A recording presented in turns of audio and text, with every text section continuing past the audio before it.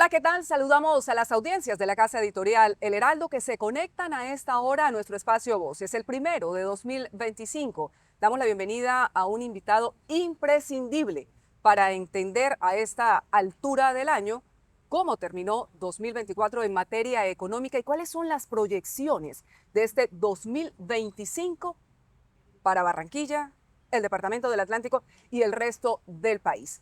Saludamos al presidente ejecutivo de la Cámara de Comercio de Barranquilla, el economista Manuel Fernández. Doctor Fernández, qué gusto que esté con nosotros. ¿Cómo ha arrancado este 2025 para usted, para su familia y por supuesto para la Cámara? Gracias, Erika. El gusto es mío y por supuesto de la Cámara de Comercio poder compartir este espacio contigo y con la Casa Editorial El Heraldo.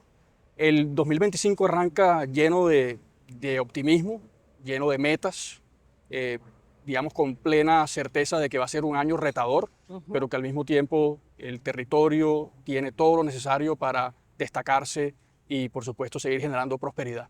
Por eso es imprescindible contar con una voz autorizada que nos dibuje el panorama para también nosotros, a nivel de personas, de hogares, de familias, de empresas, saber tomar nuestras decisiones más acertadas. Entremos en materia, doctor Fernández.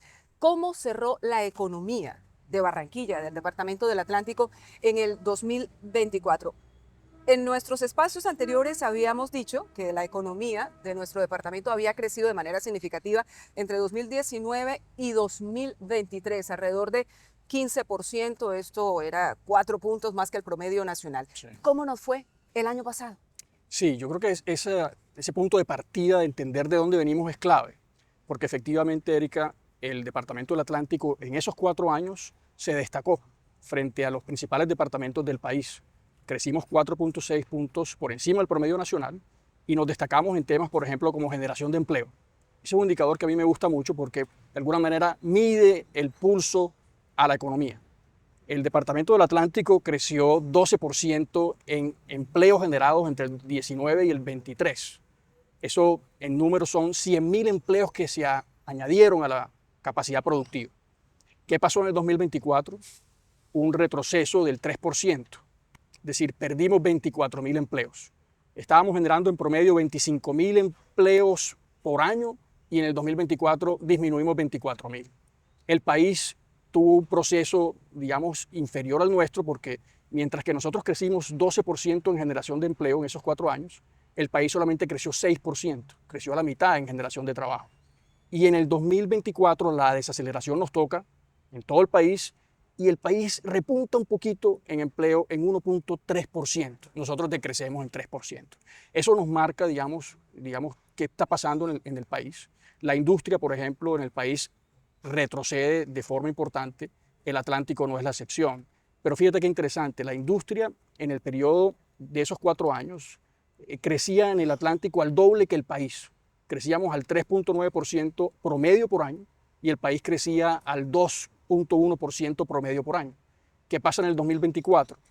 Retrocede mucho la industria en Atlántico, una caída del 7%, en el país la caída fue cercana al 2.8%. Entonces, el 2024 fue un periodo de desaceleración, pero al mismo tiempo hay unos indicadores que nos llenan de optimismo, un optimismo moderado. Yo te podría dar 4 indicadores que a mí me llenan de optimismo. Primero, una confianza del consumidor en terreno positivo, destacándose entre todo el país Barranquilla, con 13.5% de confianza del consumidor y 8% de disponibilidad a comprar bienes durables. Solamente Cali y Barranquilla están en terreno positivo y Barranquilla muy lejos de Cali en materia de confianza del consumidor. Confianza de los empresarios. 8 de cada 10 empresarios manifestaron que los resultados del 2024 habían sido buenos, habían sido aceptables. Pese a todo. Pese a todo. Y se destacan por su optimismo frente al futuro en el 2025. Otro dato importante, la cartera de créditos al sector empresarial. La cartera había estado muy resentida entre el 2019 y el 2023. En el 2024 repunta la cartera de créditos al sector empresarial con un crecimiento del 7% en el Atlántico, mientras que en el país decrece al 4%. Y por último, el repunte de los créditos, de las ventas de vivienda. Las ventas de vivienda han estado muy golpeadas en todo el país y el Atlántico no es la excepción. pero en el 2024 empieza a repuntar las ventas de vivienda, un crecimiento positivo del 23%. Entonces son indicadores que nos llenan de optimismo. Por supuesto, los retos siguen estando allí. Bueno, yo quisiera que analizáramos cada uno de esos escenarios que usted nos plantea, pero antes permítame profundizar en las razones. Usted habla de una caída generalizada y sí, la hemos visto como encadena mes tras mes. Realmente es algo oscilante, incluso con altibajos, todo el tema de la industria, pero también del comercio, muy golpeado. Y quizás son Sí. dos sectores claves para la economía en el departamento del Atlántico, industria manufacturera y también comercio minorista. ¿Qué ha podido identificar alrededor de esos temas? ¿Por qué esas caídas tan significativas en el departamento del Sí. Atlántico?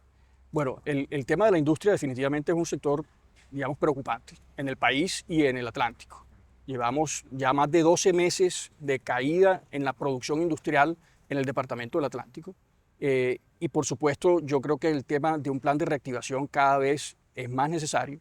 Y hay una pieza fundamental para cualquier plan de reactivación y es la confianza. Yo creo que esa tiene que ser la base de cualquier plan de reactivación y esa confianza se genera en torno a esas conversaciones público-privadas y esas agendas legislativas. Por otra parte, el comercio ha sido ese sector que se ha destacado.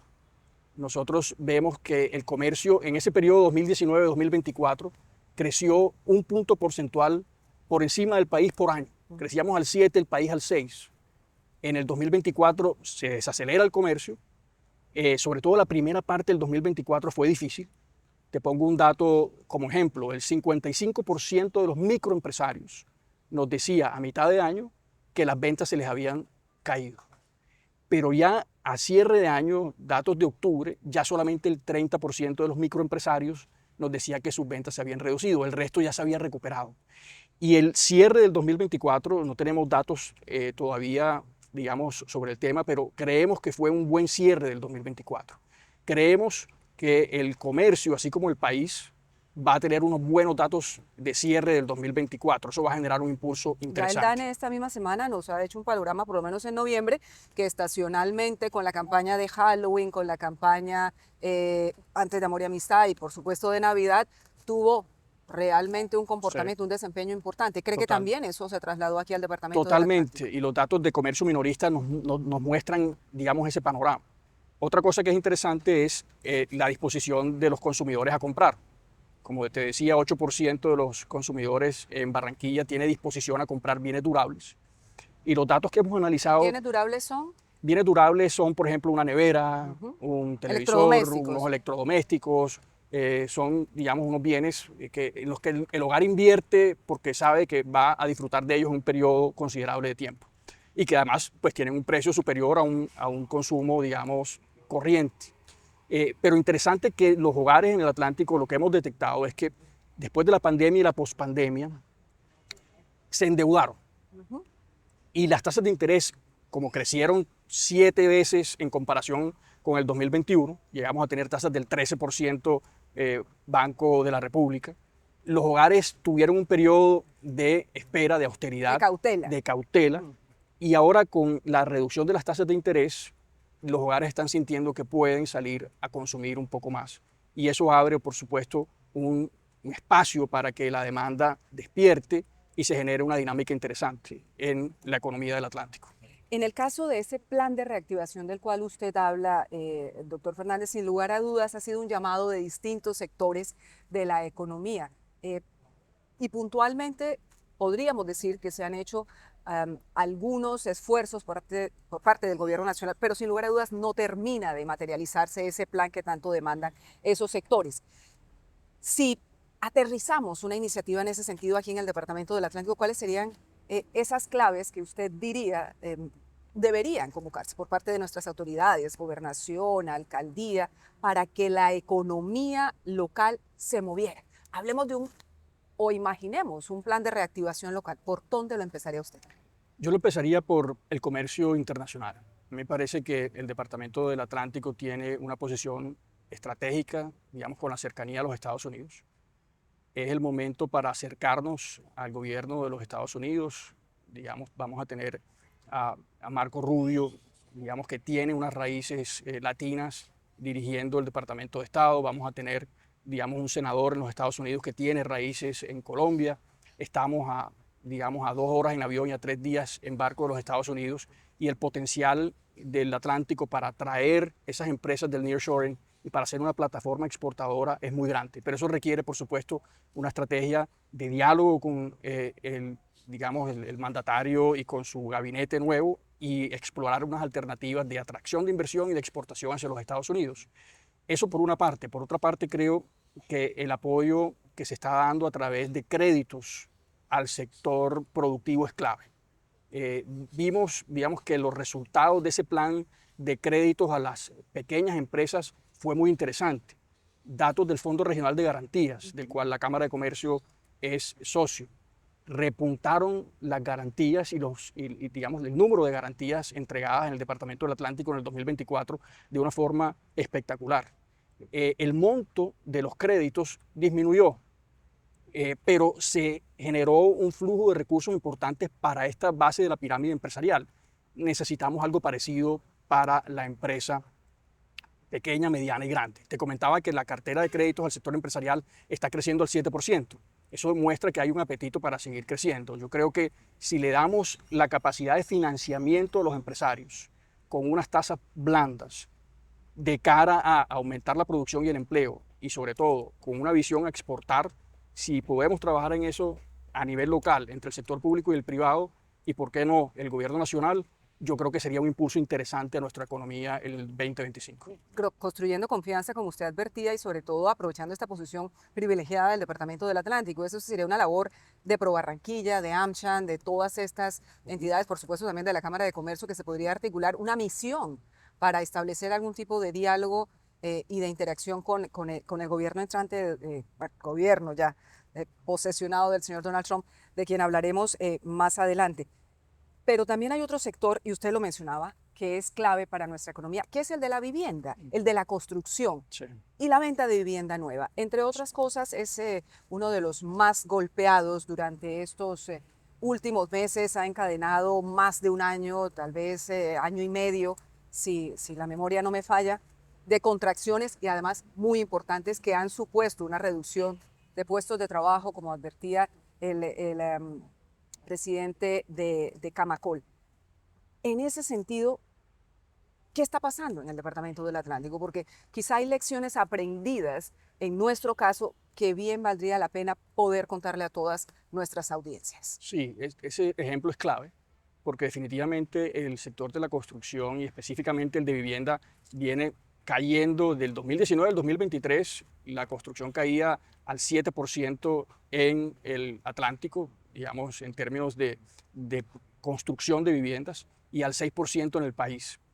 Y claramente lo que ha sucedido es que con la caída del programa Mi Casa Ya, esos subsidios generaban un alivio importante a los hogares, pero adicionalmente los que ya tenían una vivienda, que ya habían adquirido y que tenían un crédito, pues las tasas de interés los golpearon de una forma importante. Entonces yo creo que parte del ejercicio que se está haciendo en Barranquilla y en el Atlántico es que tanto la gobernación como la alcaldía de Barranquilla están aportando subsidios para esos hogares que tienen un déficit habitacional muy grande Mi techo en el propio Atlántico. y Mi Casa Bacana son los programas de subsidios de las Así es, entidades que territoriales. me parece, digamos, que es un liderazgo ejemplar en el país, porque definitivamente la recuperación pasa por que la industria se recupere y la construcción se recupere. Y esos subsidios de la Gobernación del Atlántico y de la Alcaldía de Barranquilla son fundamentales para la recuperación de la vivienda, que de hecho ya empezamos a ver que las ventas de vivienda empiezan a repuntar en el 2024 con un crecimiento del 23%. ¿Usted diría, doctor Fernández, que es el momento de comprar vivienda?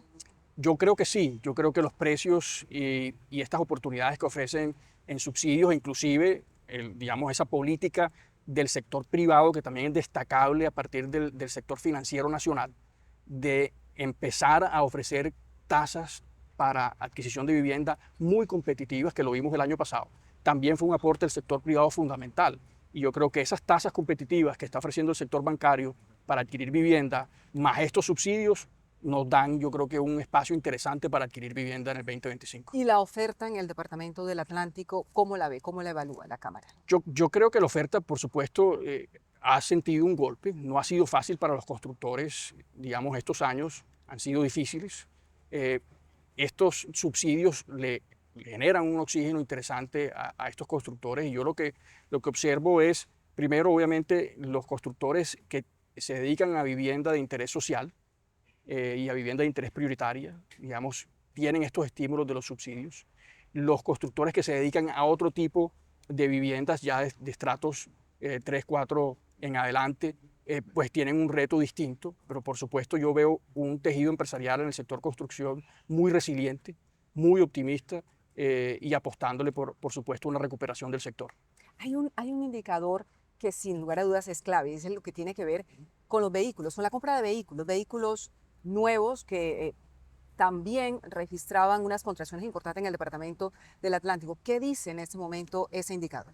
Sí, ese indicador estuvo en terreno negativo, digamos, gran parte de estos 4 años, 2019-2023, pero 2024 observamos algo bien interesante y es que crece la venta de vehículos particulares en el departamento del Atlántico por encima del crecimiento del promedio del país.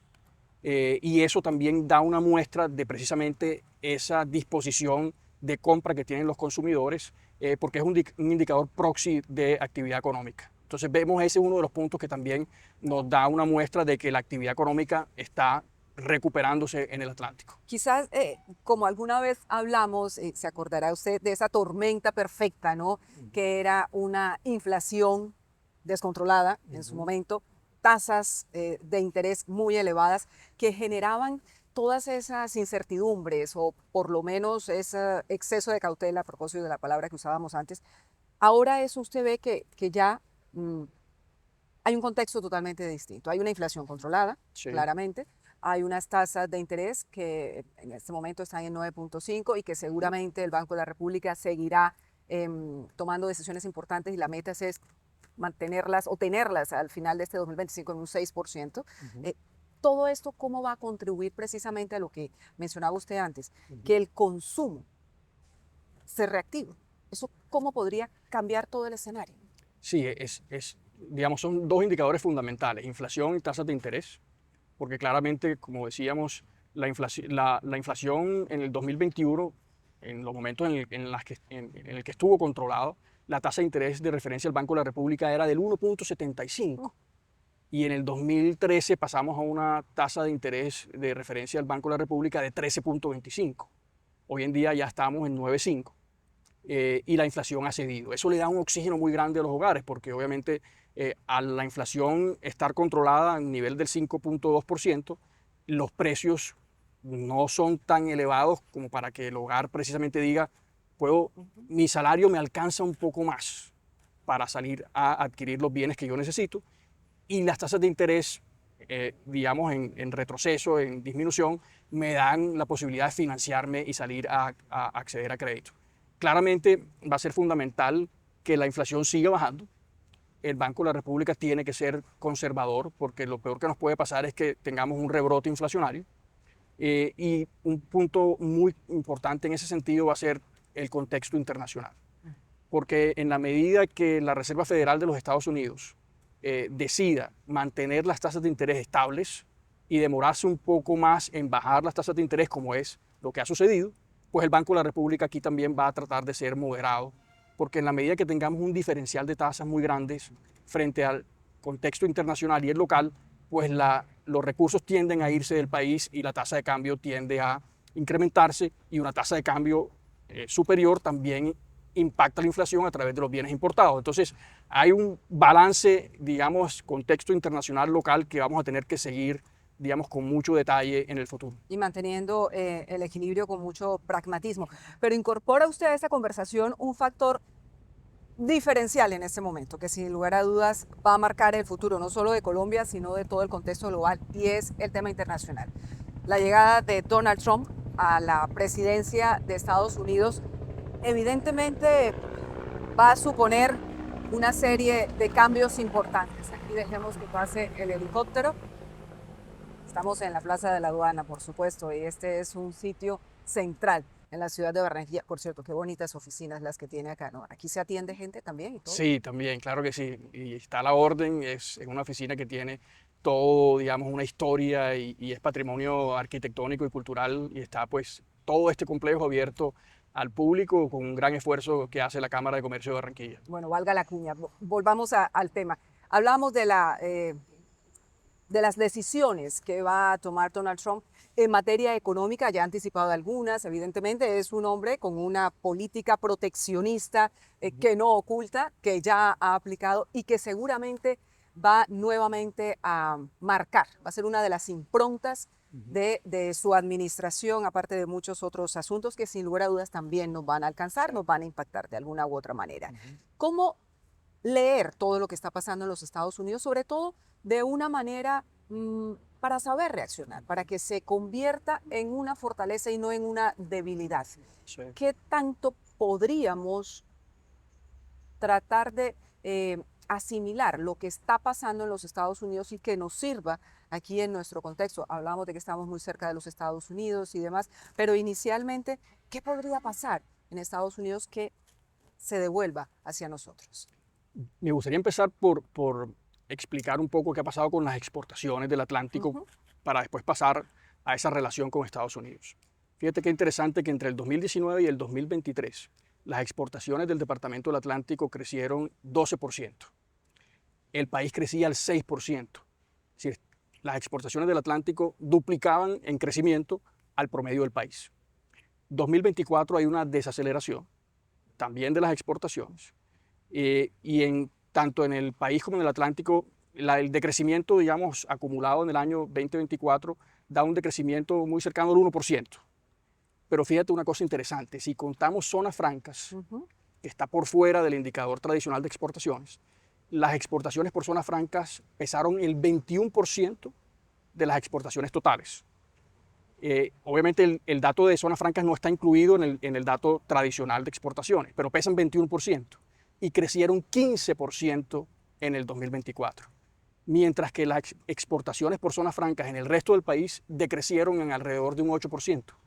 La dinámica exportadora al Atlántico sigue siendo muy interesante.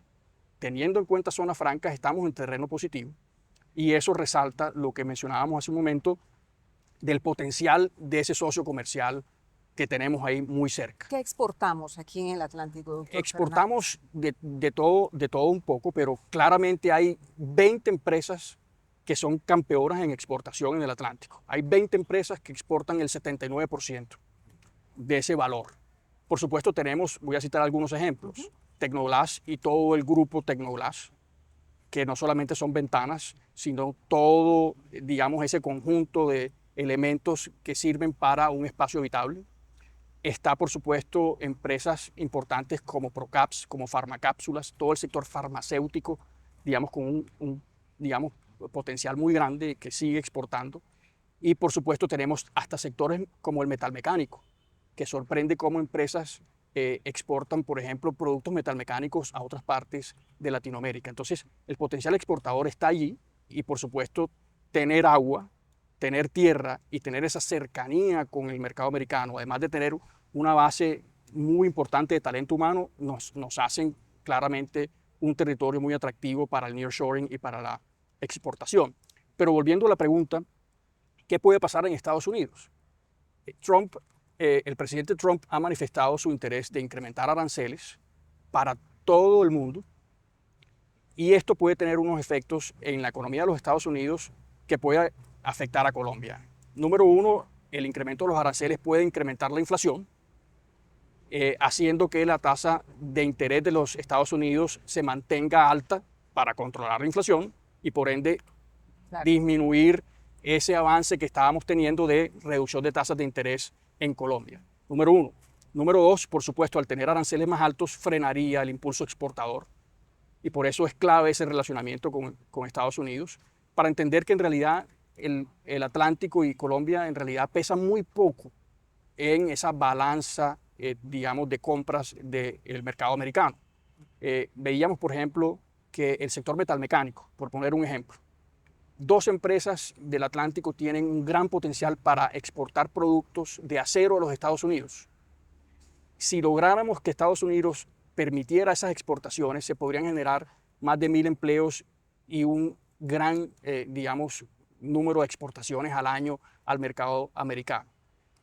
Pero si hay aranceles, va a ser más difícil seguir exportando a los Estados Unidos. Y el último factor que nos puede, digamos, afectar es que si los aranceles suben abruptamente en Estados Unidos, es posible que se dé una desaceleración de la economía americana, porque en últimas, al incrementarse los precios, es un shock a los consumidores porque los bienes van a ser más costosos, va a caer la demanda y va a haber un proceso de desaceleración que, por supuesto, va a impactar, digamos, el entorno económico mundial. Entonces, yo creo que el tema de aranceles, el tema de qué pasa con la tasa de interés y la inflación en Estados Unidos y, por supuesto, el desempeño económico de Estados Unidos como un socio natural, es el principal socio comercial del Departamento del Atlántico y del país, va a ser fundamental hacia el futuro. Es una dependencia muy grande, pero habría entonces que ir buscando o ampliar por lo menos, ¿no, doctor Fernández, esa mirada hacia otros mercados? ¿Es posible? Sí. ¿Estamos en capacidad de hacerlo? Yo creo que sí, y es una tarea pendiente del Departamento del Atlántico. Así como tenemos un gran potencial, también tenemos que decir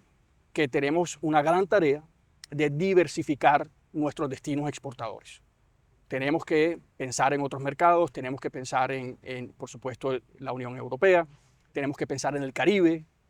Por supuesto, cada uno de estos mercados tiene sus retos y sus complejidades. En el caso del Caribe, por ejemplo, está todo el tema de rutas marítimas que nos conecten con estos países, pero el Caribe es un gran mercado muy interesante que está muy cerca de nosotros. La Unión Europea, por supuesto, en la medida que las relaciones comerciales digamos, se profundicen y se flexibilicen, creo que también podría ser interesante. Por supuesto, es una tarea que tenemos que hacer, pero claramente el mercado americano es el mercado pues, natural y el socio comercial natural del Atlántico y de Colombia. Sí, no podemos perder de vista que el orden mundial ha cambiado y que evidentemente hay que saber adaptarse a las actuales circunstancias, porque definitivamente lo que hay es que mantener y generar nuevos empleos, estabilidad económica, pero sin lugar a dudas se vienen tiempos desafiantes también en ese sentido. Y hablando de desafíos, ¿cuáles son los de la Cámara de Comercio para este 2025, presidente? Muy bien, nosotros entendemos que en este contexto tenemos que rodear a los empresarios y queremos este año incrementar de manera importante los empresarios a los cuales les entregamos servicios. El año pasado logramos casi 50.000 beneficios entregados a empresarios y en los últimos 4 años hemos multiplicado por 6 los beneficios que entregamos a los empresarios, pero sabemos que no queremos parar ahí, queremos llegar a más. Y hemos identificado a través de conversaciones, encuestas, grupos focales con empresarios, que hay 2 temas claves para ellos. Número 1, tecnología. Y en tecnología, digamos, englobamos, por ejemplo, inteligencia artificial, pero también todo lo que es esa digitalización de los negocios, que va a ser fundamental. Para nosotros esa va a ser una línea estratégica en el 2025. Y el otro tema importante, que de hecho está asociado con uno de los principales dolores que nos manifiestan los empresarios en el 2024, es dificultad para adquirir clientes para vender. Entonces, una línea asociada a mercadeo, gestión comercial, ventas, también va a ser una línea estratégica de nosotros en el 2025. Lo que queremos entonces es darle a los empresarios espacios presenciales con conferencistas nacionales e internacionales, documentación, información relacionada con estas 2 líneas estratégicas y, por supuesto, cursos virtuales que les ayuden a adquirir conocimiento de forma sistemática a lo largo del año, con encuentros, talleres muy prácticos, pero queremos especializarnos en esas 2 líneas, tecnología y gestión comercial y ventas. Por supuesto, nuestro portafolio es muy amplio. Tenemos un programa que es Fábricas de Productividad, que actualmente tiene la posibilidad de entregarle a un empresario 40 horas, entre 40 y 60 horas, de un experto para que su empresa mejore. Y ahí queremos priorizar temas de productividad laboral, queremos ayudar a, por ejemplo, que la empresa organice su planificación financiera y acceda a financiamiento. Y eso también hace parte de ese gran portafolio de la Cámara de Comercio para rodear a los empresarios y que crezcan en el 2025. ¿Se crean empresas en el Atlántico, doctor Fernández? Se crean empresas. Parte del proceso que vivimos en el 2024 se crearon 66 empresas más que en el 2023. Es un incremento, digamos, modesto, pero que para un año de desaceleración igual, digamos, marca un hecho positivo. Se crearon más de 5.000 empresas en el Departamento del Atlántico en el 2024 y yo creo que además el hecho de que la renovación mercantil estuviese en terreno positivo con un crecimiento del 4%, también nos muestra esa resiliencia del sector empresarial. Esta semana el Banco Mundial actualizaba las proyecciones de crecimiento de Colombia para este año, las situaba en 3.3%. ¿Cuáles son sus cifras para 2024 y para 2025? Yo creo que el país va a estar en un rango de crecimiento del 2024 muy cercano al 1.5%. Y para el 2026 vamos a estar, perdón, para el 2025 vamos a estar en un rango de crecimiento muy cercano al 2.9%. Para el Departamento del Atlántico, yo creo que va a ser un tanto distinto. Yo creo que vamos a estar en el 2024 muy cercano al 1.3%, un poco por debajo del promedio nacional, pero en el 2025 vamos a recuperarnos y vamos a estar por encima del promedio nacional con un crecimiento de alrededor del 3.3%. Es sin lugar a dudas, presidente, una visión muy optimista. Nos sumamos a esas proyecciones, pero en cualquier caso hay que seguir trabajando y trabajar, ¿por qué no?, en dos sectores que han sido definitivos y que de hecho lo son, que están adquiriendo cada vez más peso en el Departamento del Atlántico. Turismo, a partir de una serie de proyectos sostenibles que se han venido entregando recientemente. Y dos, el tema de las energías renovables con la instalación de granjas solares en municipios del departamento. ¿Qué tanto han venido jalonando, si es así, el crecimiento, el empleo, la dinámica del Departamento del Atlántico, dinámica económica de nuestra región? Sí, sí, yo creo que son dos sectores que tienen un gran potencial. El tema de energías renovables, definitivamente el Atlántico es privilegiado porque tiene las condiciones de luminosidad y de vientos claves para generar ahí una industria, digamos, de renovables. Y eso lo han visto, digamos, los grandes grupos económicos a nivel mundial, que el Atlántico tiene unas características no solamente naturales, sino también institucionales, porque hay un sector público que genera confianza y lo que hemos visto es, como tú lo has dicho, unas inversiones significativas en el Departamento del Atlántico en granjas solares, proyectos gigantescos que inclusive son ejemplo a nivel latinoamericano. Y por supuesto eso genera unos eslabonamientos en la economía que van a ser graduales, pero van a ser incrementales. ¿Por qué? Porque claramente esos proyectos solares van a requerir de un personal capacitado para hacerles mantenimiento, para, por supuesto, administrar y operar todos estos complejos. Y, por supuesto, esto ya está empezando a generar beneficios para la industria y para el sector productivo en el Departamento del Atlántico. Por otra parte, el sector turístico, definitivamente, el deber ser de cualquier territorio es entender cuáles son sus potenciales y cuáles son esos cuellos de botella que tiene que ayudar a superar el sector público para que ese sector con potencial despegue. Y yo lo que creo que han hecho precisamente los gobernadores, la gobernadora Elsa, el gobernador Verano, el alcalde Char, es invertir precisamente en esos cuellos de botella que impedían el desarrollo del sector turístico. El malecón del Río, el malecón de Puerto Colombia, la casa gastronómica de Puerto. Yo creo que hay que seguir invirtiendo en estos patrimonios o en estos activos turísticos. Hay un gran trabajo por delante para recuperar el Museo de Arte Moderno. Ojalá podamos recuperar el Museo del Caribe. Todas estas piezas son fundamentales para atraer ese turista que ya está llegando en niveles que superan, digamos, los promedios históricos al Atlántico. Y por supuesto, un turista que llega al Atlántico genera empleo, genera movimiento de la economía. A lo que también se suma, por ejemplo, ser casa de la selección, que por supuesto también nos ayuda a atraer ese turista, que una vez que llega a Barranquilla y al Atlántico, en la medida en que podamos venderle todos estos atractivos y atenderlo de manera ideal, el carnaval, no se me podía pasar el carnaval, genera... Cada vez adquiriendo una dimensión más grande. Cada vez adquiriendo una dimensión más grande, lo vimos en la lectura del bando, un lleno total, una oferta cultural y de entretenimiento gigantesca. Todos estos atractivos tenemos que trabajarlos entre el sector público y el privado para potencializarlos cada vez más y seguir impulsando el departamento y a la ciudad de Barranquilla como un polo turístico en el país. Aún nos quedan unos cuellos de botella, entre ellos el aeropuerto, la modernización del aeropuerto, porque por dónde van a entrar todos esos turistas internacionales y por supuesto el tema de la energía. ¿Cómo evalúa esos dos factores para 2025?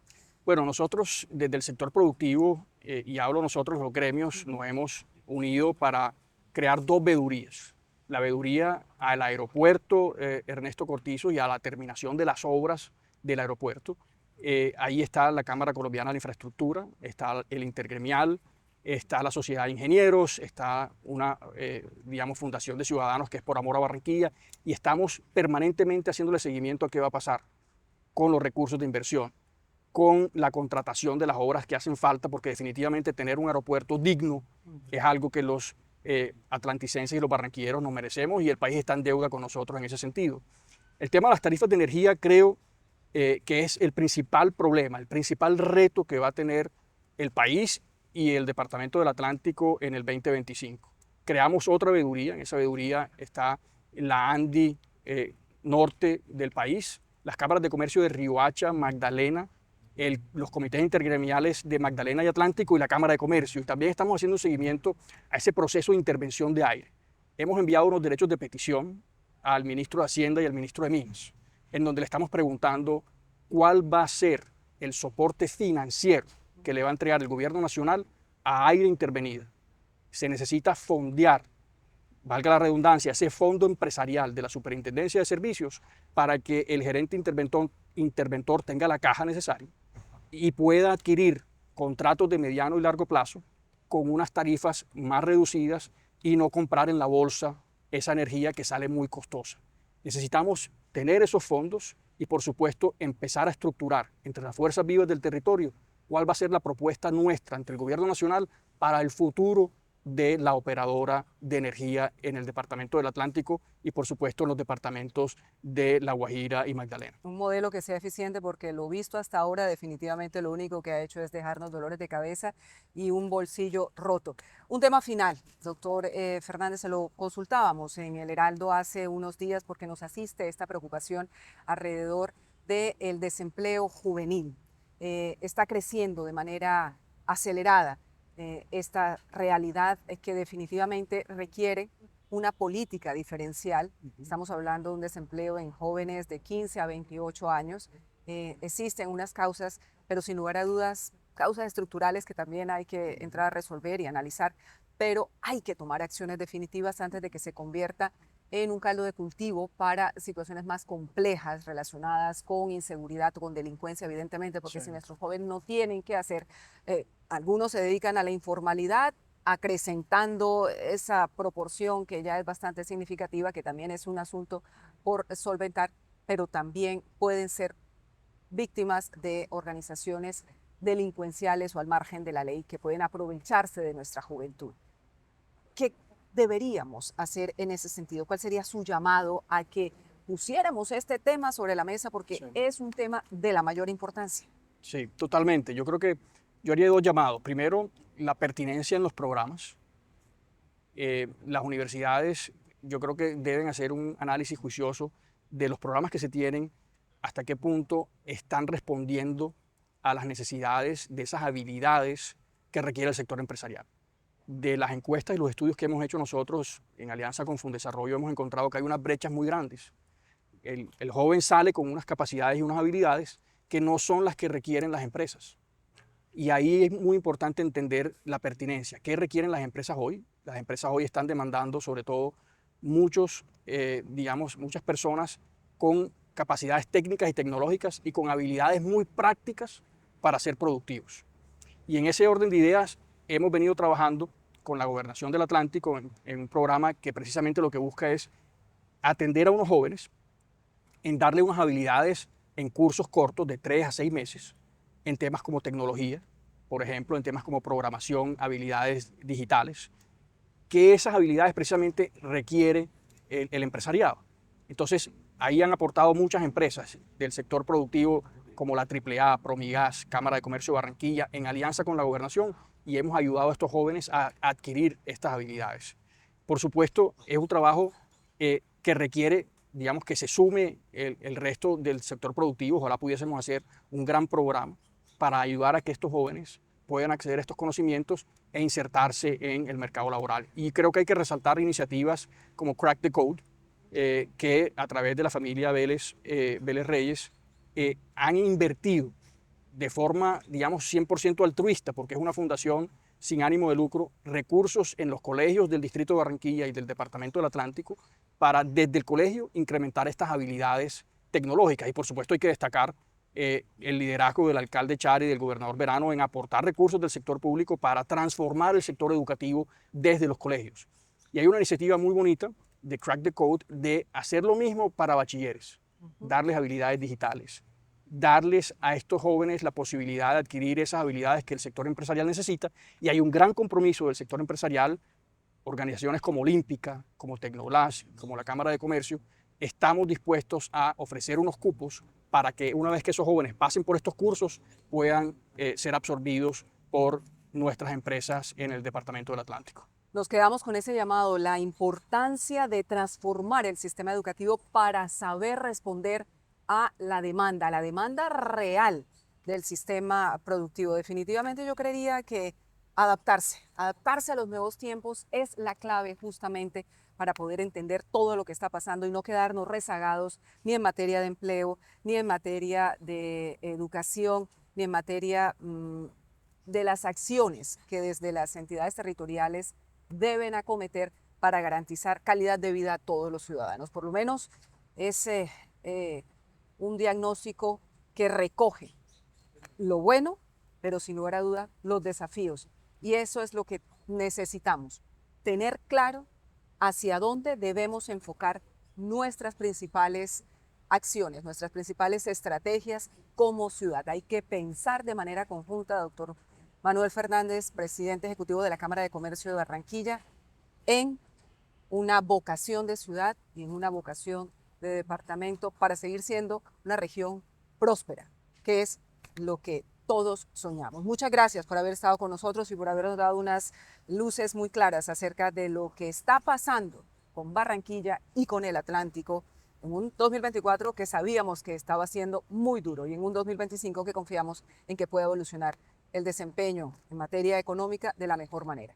Un placer para mí, Erika, poder compartir contigo y con los que nos escuchan y nos ven estas ideas. Quiero cerrar simplemente con una, y es que tenemos un equipo con la Gobernación del Atlántico, con la Alcaldía de Barranquilla y con varios empresarios, en el que estamos trabajando en una agenda para los próximos 10 años del territorio, en donde entendamos qué es lo emergente, qué es eso que en el Atlántico hoy en día se está destacando, por ejemplo, lo que tú mencionabas de energías renovables, pero además de esto, por ejemplo, las exportaciones a través de zonas francas.